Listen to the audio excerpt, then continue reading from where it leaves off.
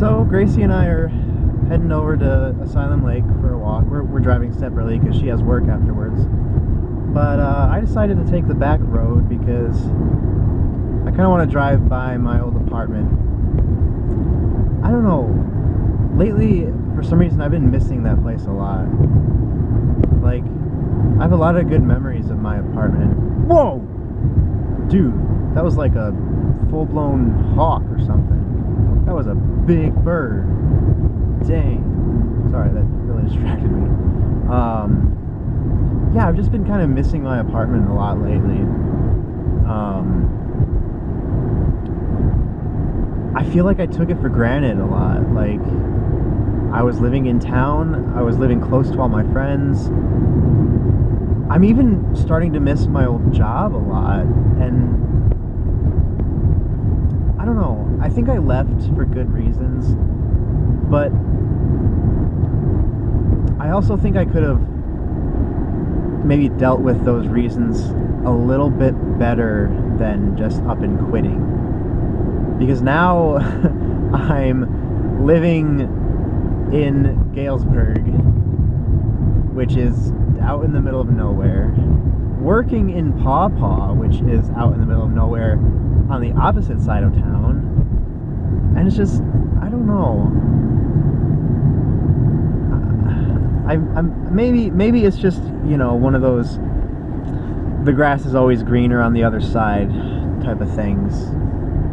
I mean, when I was living at my apartment, working at Park Village Pines, I was not happy. I wanted something better. Although, I don't know. The message at Southern Heights today was about,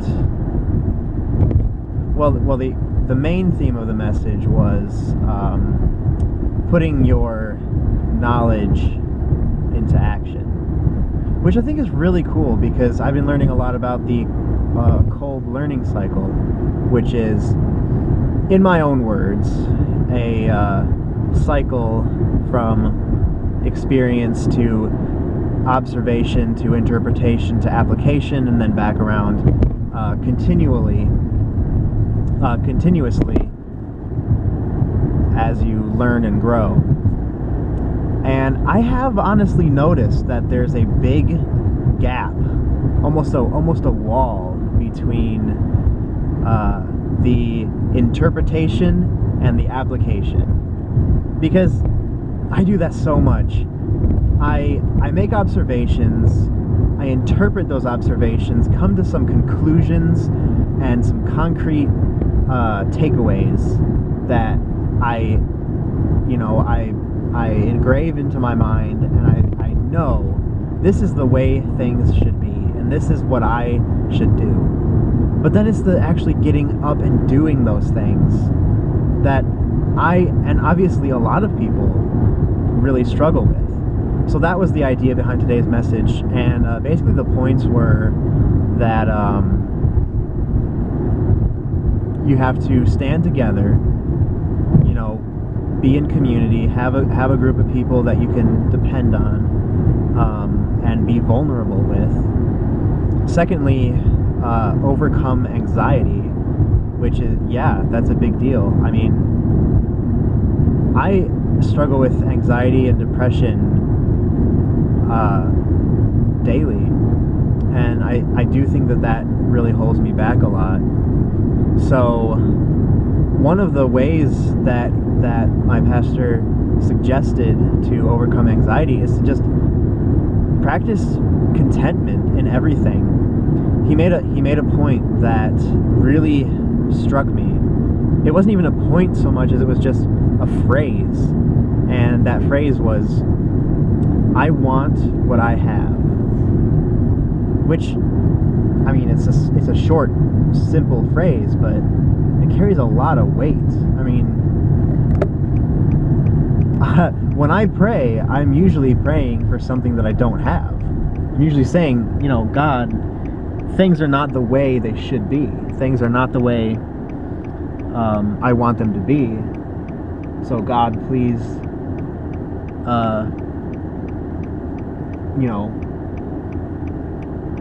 help me out. Like, I usually pray for things I don't have. But I never really earnestly just express a true desire and contentment for what I already have. And if I were to just, make it a habit to say to God, like, what I have now, that is what I want. That is enough to fulfill my desires.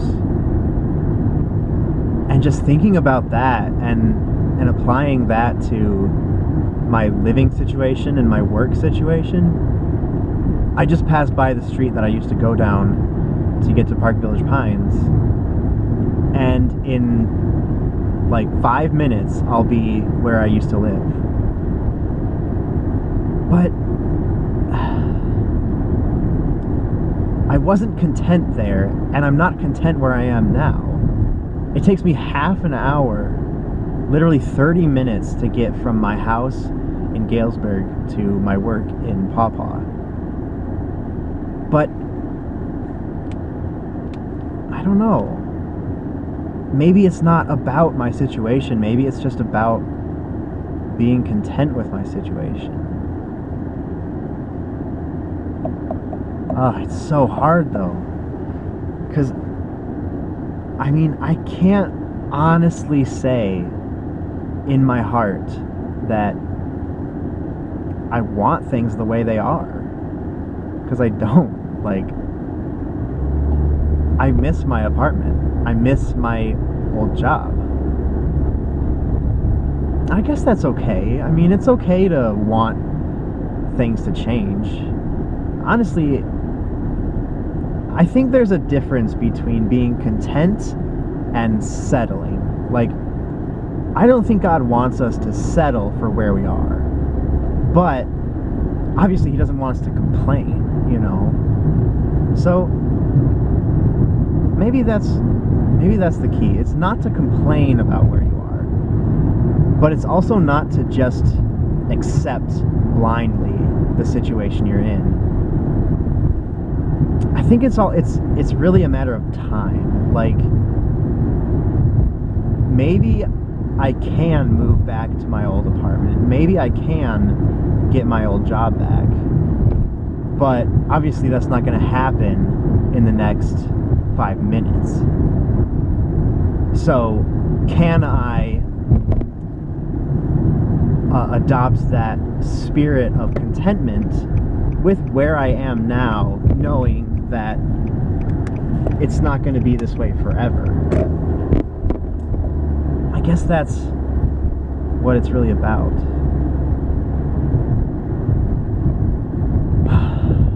Anyways, I'm pulling up to where I used to live. That's my old apartment on the left. Oh man, I miss it there. I wonder if someone's moved in yet.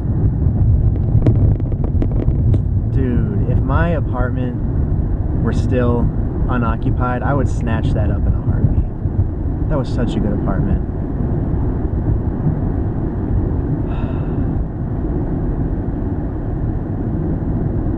My friend Zach actually lives nearby. The road I just passed leads straight to his apartment. And he's living on his own right now. But he's kind of struggling financially, and I'm sort of wrestling with the decision to possibly move in with him. It would help us both. I think it would take some sacrifices on both sides. I would sacrifice a little bit of independence because I wouldn't have the whole apartment to myself. But he would have to sacrifice a little bit of independence as well, because he wouldn't have the whole apartment to himself either. We'd be sharing an apartment, and I would want to use it for my purposes once in a while. I would love to start back up the book club that I was holding at my apartment. mean, that was one of the things that I really loved about that apartment, is that it was in a place that was accessible, so that my friends could just come over and we'd, you know, talk about a book and, you know, pray for each other and stuff, and have a meal and just hang out. And like, I miss that. I would love to get back into that, whether it be at my own apartment or at Zach's apartment. So I don't know. But I also realize that he may want to use the apartment for his purposes once in a while as well. And I would have to respect that. Alright, I'm at Asylum Lake now. And I think Gracie's right behind me. Wow, that was really good timing. How in the world did she end up right behind me? But I'm going to stop recording now, so bye-bye. I'll maybe finish this later.